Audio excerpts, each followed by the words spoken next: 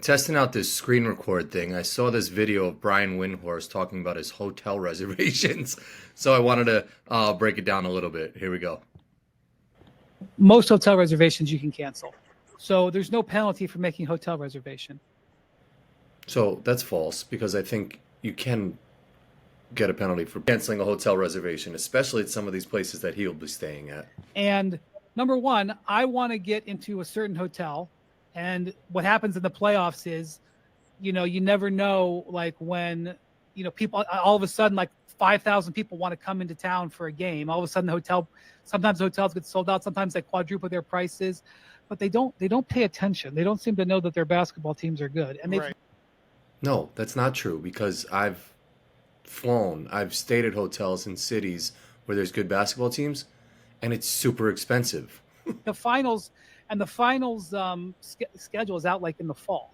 So like I booked a certain hotel that I want in Boston. I booked it in October. And granted, why is he saying this stuff? Because he's gonna ruin his like genius idea of getting hotel rooms at like a really good rate. Wow. For the finals. I like this list. The Okay. Wendy's hotels, like where this could be Yeah. bulletin board for all the other teams. Wendy's And list. And I booked the for the Boston hotel for the whole finals. So whether See, I think he's they're lying. the home or the wherever they're at, because I was like they're gonna probably be there. I booked it out. Okay.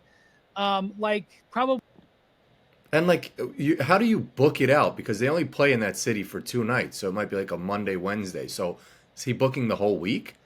Because then you have to cut back your reservation. So either he's paying more money to have extra days, or he's booking a couple days and they're going to be the wrong dates because you don't know. They didn't release the Knicks playoff schedule in just 2 days ago.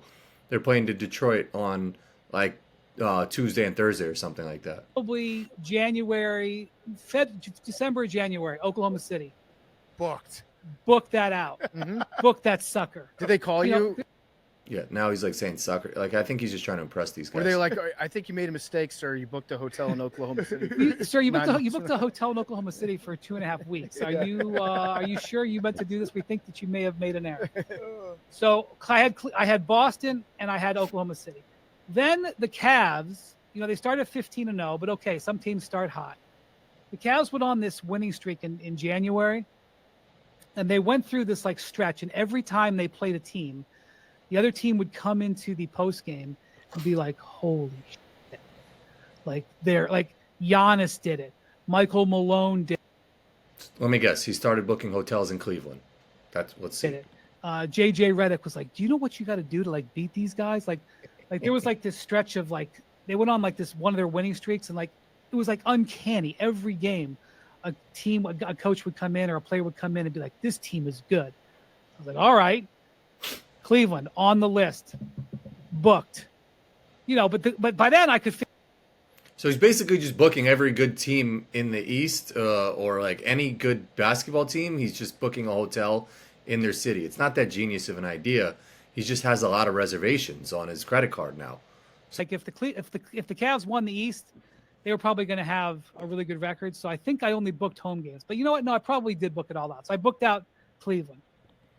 See, again, I've been to Cleveland. I've stayed at some nice hotels in Cleveland. There's always reservations in Cleveland. So to book out like a whole week in Cleveland, when one, you don't know the schedule, two, you don't know which days it's going to be. So again, he's going to have to go back to all these reservations, Cleveland, Boston, Oklahoma City, and readjust all of his things. So he's doing way more work than he should be doing with this genius idea of booking hotels.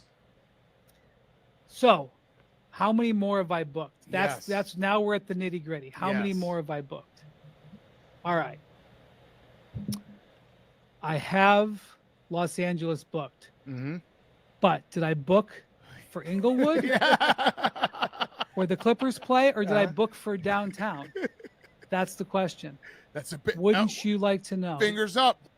Now, granted, this guy works for ESPN. They probably have a studio in LA, so I'm sure he has an apartment or a home in LA. So why is he booking a hotel in Los Angeles? Wouldn't you like to where know? where did Windy book in L.A.? Did you book both?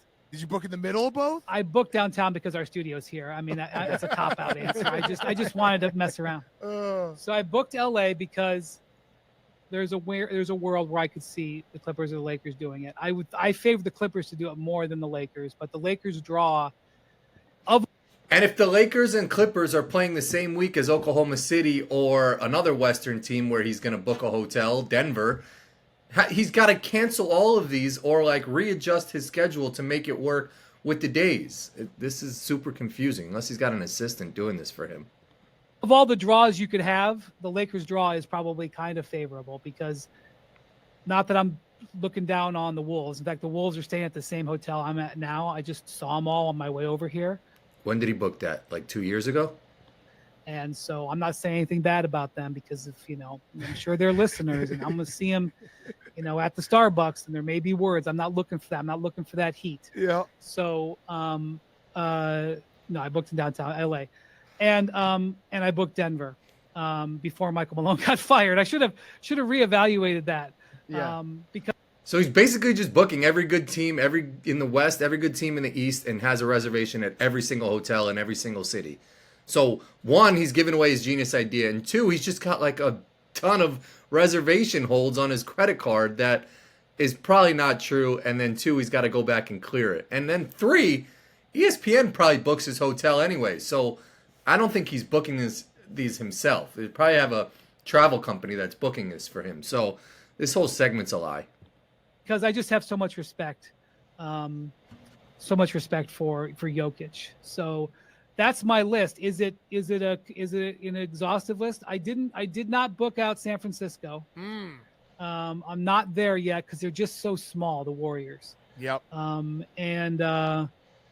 That's my list. It's probably actually bigger. Usually it's more than normal. Yeah. Just because I know that LA probably would book up like crazy. So LA is probably borderline. I probably really didn't need to do that.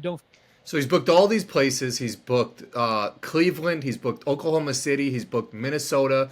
He's booked Denver. But he hasn't booked San Francisco or New York, the two cities where he probably needs a hotel room earlier than later out of any of these other cities, which if he's going to do all this booking and canceling and shuffling of his schedules, at least do New York and San Francisco, the cities where you need to book.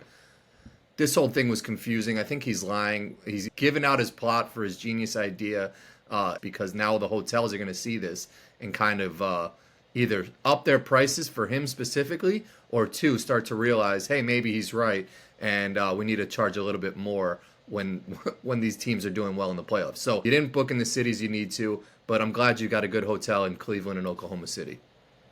Don't feel that strongly about that, but that's my list. Good for you. Hopefully this worked.